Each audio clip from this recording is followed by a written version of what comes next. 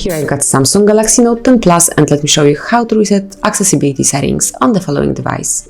So at first, let's open the list of all applications, then find and pick the settings, go to General Management, and then click on Reset.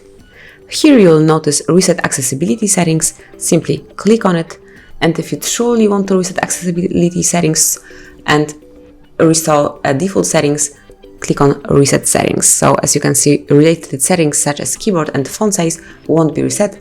Accessibility settings and downloaded apps will not be changed. So click on Reset Settings to do it. Just confirm it one more time because this operation cannot be undone. So you have to be 100% sure that you want to reset it. Click on Reset. And that's it. As you can see, accessibility settings have been reset. So congrats.